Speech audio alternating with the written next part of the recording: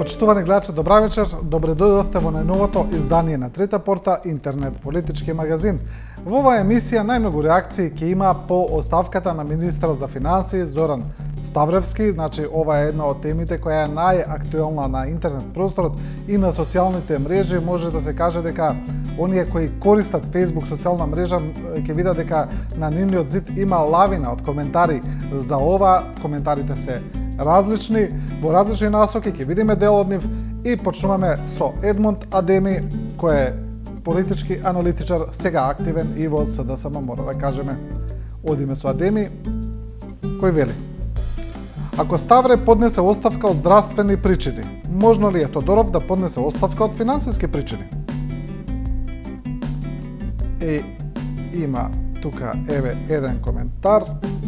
Значи, овие коментари се сите онака направени хумористично, нели? Кај што еден корисник вели: логично, нема чоколада, нема мир. И тој коментар е најдиректно поврзан со оние опозицијски бомби во кои се слушаше гласот на министерот за финансии Зоран Ставревски, како зборува за, кога коментира за чоколада, за тоа дека немаме за леп, а купуваме чоколади и така натаму. Одиме со Бранко Тричковски, новинар, ќе имаме сега една новинарски еден дел на коментари, каде што Тричковски вели, исто така иронично: кога би се викал Ставревски, како би се викал Ставревски кога би бил министер за финансии на Исланд или центарфор на фудбалска репрезентација на оваа земја. Ние сме Лудисон. Ние сме Лудисон. Тоа е коментарот на Тричковски. Еве дел од коментарите. Еден вели: ке му прилега Оти Сиктерсон, веќе си имаат. И еве тука коментира и Веле Митановски, кој што вели: оставете го на мира човекот, не го прекрстувајте, та нели тој самиот и рече на Горде во матичната книга на родени да го заведе како Лудаксон. Значи, сите тие коментари се околу оние бомби кои ги објавуваше опозицијата, околу прислушуваните разговори, каде Зоран Ставревски имаше една од централните улоги.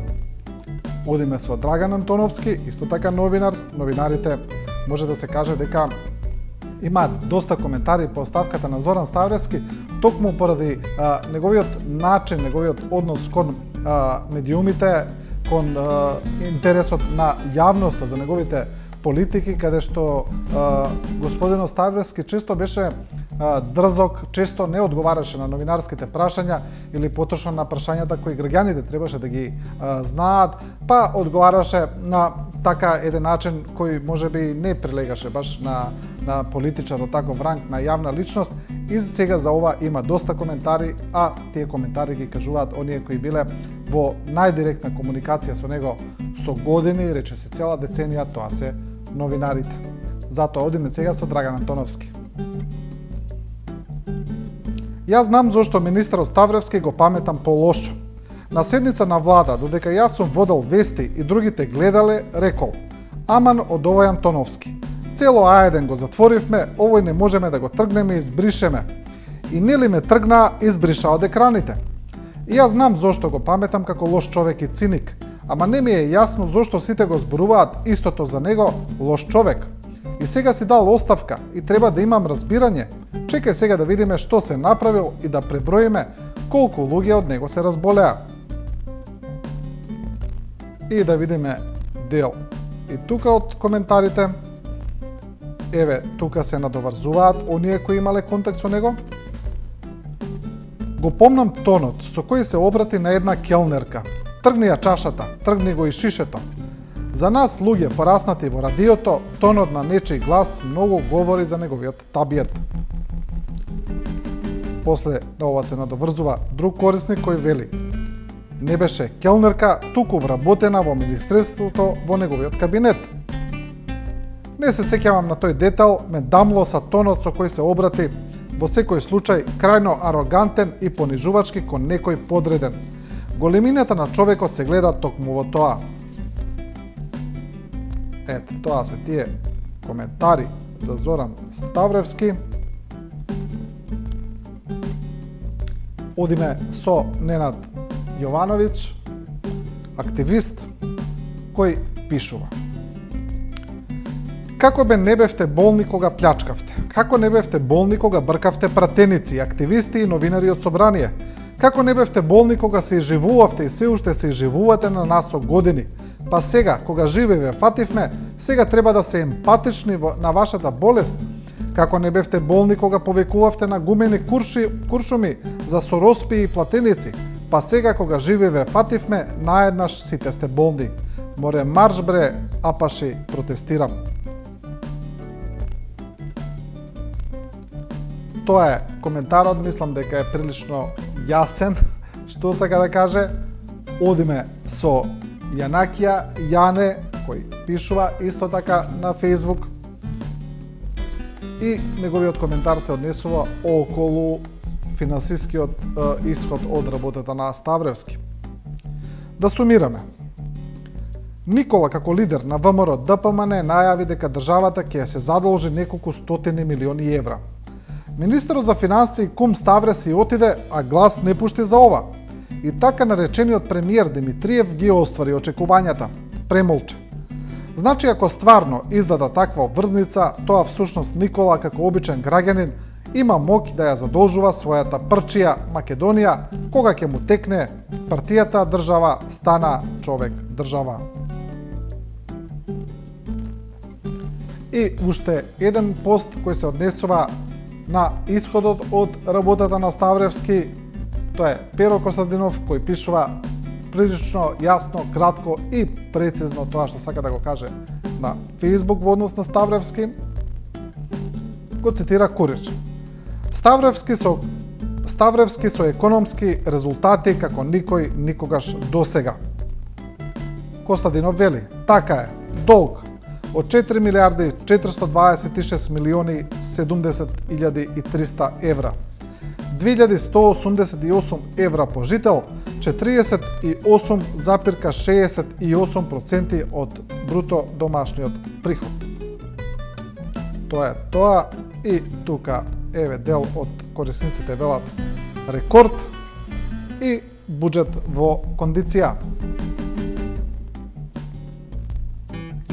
Емисијата ја продолжуваме сега и со работата на други министри, но сето тоа е поврзано со некако со оваа оставка на Ставревски, и сега тука многумина се прашаа што е со другите министри, со оние кои цело време се повикуваат на одговорност, што е со нивната работа, дали тие ќе поднесат оставка од морални, етички или можеби исто така здравствени причини. Одиме со колумна на Менче Атанасова Точи и мислам дека веќе се насетува тука за кого се работи. Веќе се работи за министрот за здравство Никола Тодоров.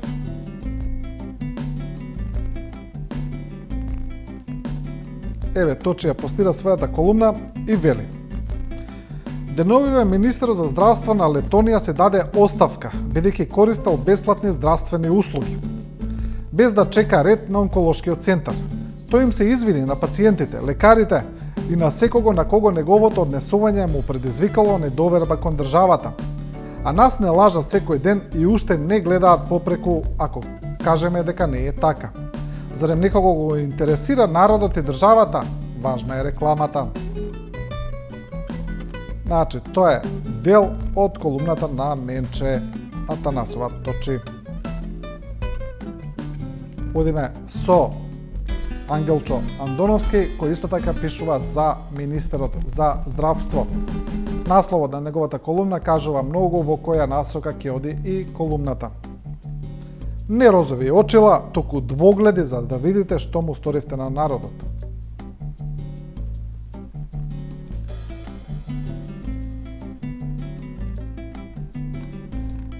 Еве, ќе видиме еден дел, да речеме од тука.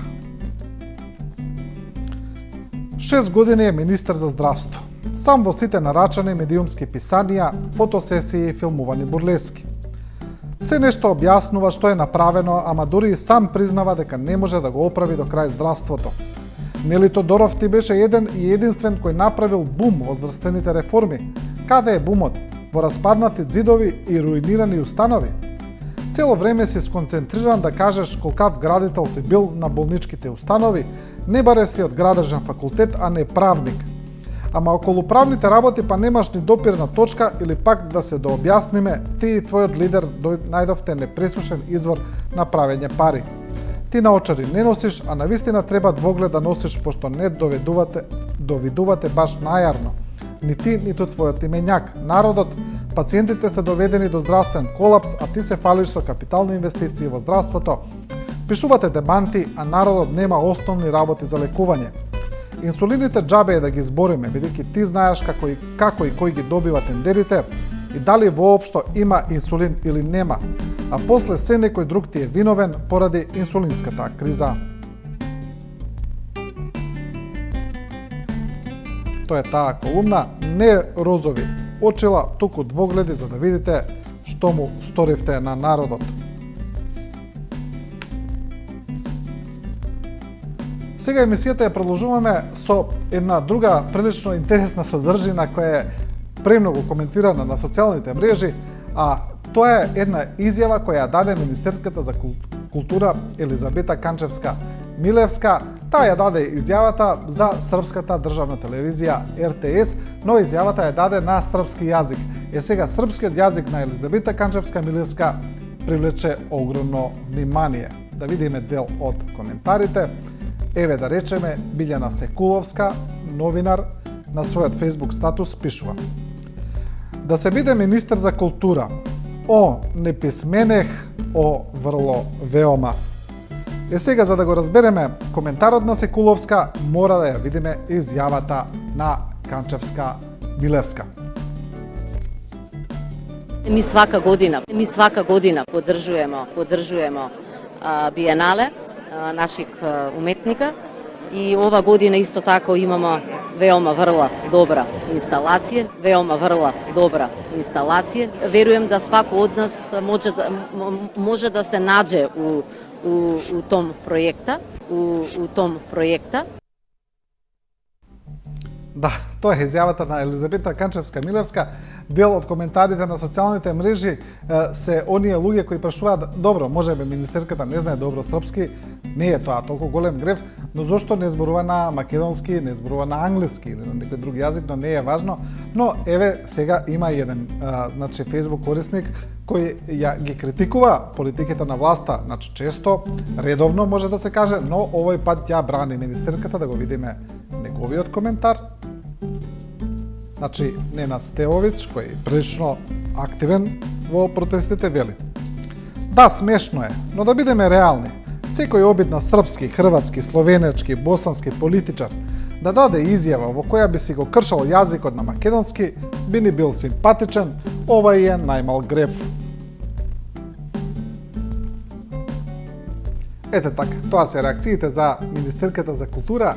Одиме понатаму со другите содржини, ќе одиме со еден сет на колумни од личности кои често ги објавуваат, новинари, аналитичари, граѓански активисти и така натаму, и тие колумни се однесуваат пред се на се оно што се случува, што е поврзано со политичката криза, но и со некои други актуелни случувања.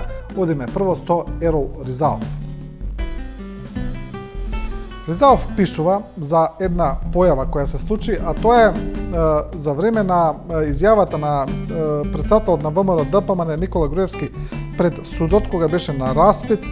Тој даде една изјава, но не одговори на прашањата. Во изјавата го нападна специјалното јавно обвинителство, го поврза со Зоран Заев, со СДСМ, и сега Ерол Ризаов вели: можен ли е бојкот на новинарите? Конференцијата за печат на Никола Груевски пред судот, каде што одржа монолог за својата невиност во улога на жртва на специјалното обвинителство и на опозицијата, ми беше повод да упатам апел на колегите новинари да си го сочуваат барем она малку достоинство ако нешто останало и да не одат повеќе на настани на кои ќе бидат понижувачки третирани како декор или мебел. Што бараат новинари на која било средба со кој било политичар или функционер кој не дозволува прашања, без оглед дали се работи за власта или за опозицијата, за новини во спортот, за настани во спортот, во културата, во бизнисот, во било која дејност каде што новинарите не можат или се спречени да си ја вршат својата работа, треба веднаш демонстративно да го напуштат тој навредлив настан кон целата јавност и од тоа да не објават ниту еден збор. Односно да се даде само куса вест дека имаше обид за манипулации на јавноста, без да се дозволи да се постават прашања и толку, точка, крај. Тоа го пишува Ризаов. Татјана Поповска од Утренски вестник пак пишува за политичките преговори, за политичката криза и за еден дел од тоа, за она што најмногу се зборува во медиумите, тоа е дали ќе има или ќе нема лидерска средба меѓу партиите. Поповска вели дека малку се манипулира со оваа тема и дека се одвлекува внимание од суштинските елементи на кризата. Насловот на Поповска е лидерска пародија за купување време. Сега веќе дилемите не се кога ќе има лидерска средба, политичките процеси се сведени на банални прашања. Ке се сретне ли лидерската четворка на почетокот на оваа недела, кон средината или кон крајот на неделата? Ова е прашањето со кое речиси десетина дена се занимава македонската јавност, а кој е всушност парадигма на македонската политика. А одговорот е едноставен. И да се сретнат и да не се сретнат, решение нема да има. А Македонија и понатаму ќе биде заложник на личните и тесно партиските интереси на оние од кои се уште наивно очекуваме да не изнесат од тунелот на безизлезноста. Политичките процеси во земјава се сведоа на банални прашања кои очигледно не водат кон решение на најдлабоката политичка криза во Македонија од нејзиното осамостојување. Се занимаваме со прашања од типот дали четворицата лидери Никола Груевски, Зоран Заев, Али Ахмети и Мендух Тачи сакаат или не сакаат да се видат, имаат ли што да си кажат, имаат ли шанси нешто да се договорат. За жал, тие не сваќаат или не сакаат да прифатат дека не е прашањето дали сакаат или не, туку се обврзани да направат се за да ја извадат земјата од дамбисот во кој се најде по нивна вина. Тоа е таа колумна на Татјана Поповска. Одиме со колумна на Јове Кекеновски, кој пишува за промена на лидерството во ВМРО ДПМН. Јове Кекеновски е прилично активен на тоа поле, тој се уште е дел од две здруженија кои се сконцентрирани околу тоа прашање, околу внатрешни промени во владеачката партија, и сега Кекеновски пишува една колумна за тоа на која им се обраќа на приврзаниците на ВМРО ДПМН. За срамот и заплатените и преплатените безобраз преземачи, читај Амали на срамот на вождот. Тоа е насловот. Еве го професорот. Па во еден дел од колумната тој вели: Морам да признам дека и јас во животот сум направил грешка и кога слепо и налудничаво сум поддржувал некого или нешто. И затоа денес се каам и се прашувам, зошто тоа ми требаше тоа во животот? Зошто и како очите не ми се отворија порано? Повеќе сум осигурен дека оние слепи и безпоговорни послушници и одработувачи, помалку платени и предплатени, нема да ги напушти срамот и тие на најнечесен начин, но сигурно ќе го пренесат на нивните поколенија. А тие ниту се криви, ниту должни да платат за гревовите на нивните безумни предци. Една наша мудра поговорка вели да бегаш подалеку од оној што од Господа не се плаши и кој од луѓето не се срами. А вашиот вожд ни од Господа се плаши, ниту од луѓе се срами.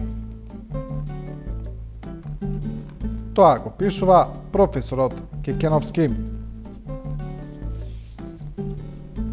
Бранко Геровски, новинар и уредник на Слободен печат, пишува за смртта на Дар Мар, популарниот или Дарко Марковиќ, карикатурист, кој со својата работа одбележа една епоха во македонските медиуми. Но Геровски сега пишува за потегот на вестникот Дневник да не објави да не посвети дел од своите содржини за Дарко Марковиќ. Геровски вели дека тоа е непримерно, бидејќи Дарко Марковиќ најмногу работеше во тој вестник, но сега Геровски се обраќа и на главниот одговорен уредник на Дневник Дарко Јанески. Геровски пишува: Дарко и бездарниците.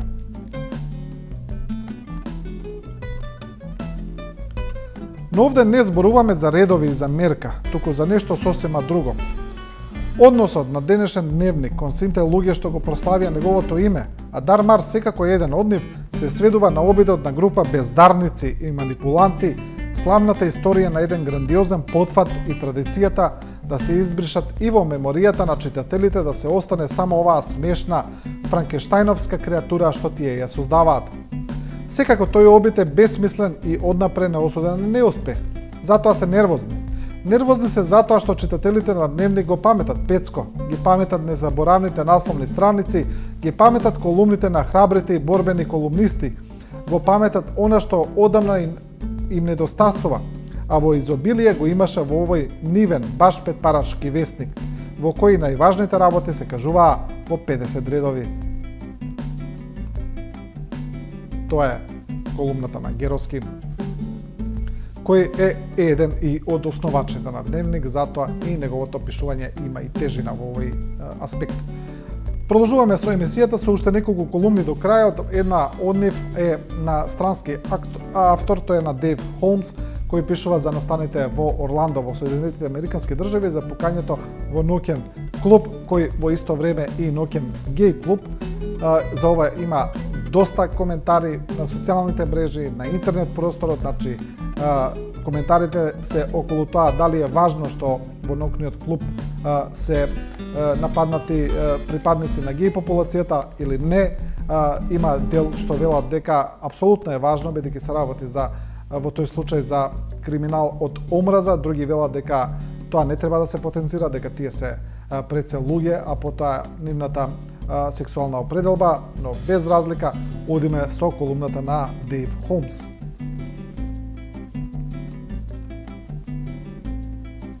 Таа е насловена: Колку чини да се биде геј во јавност.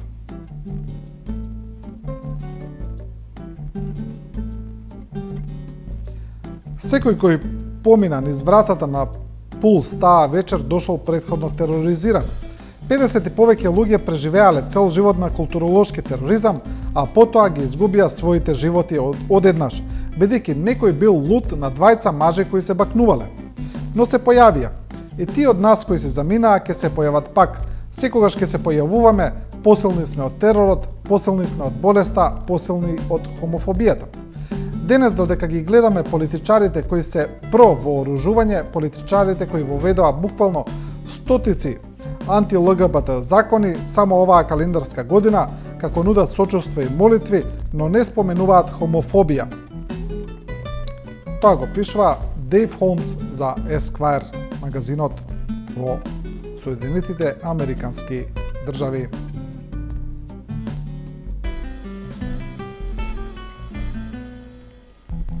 Одиме со уште две колумни до крајот.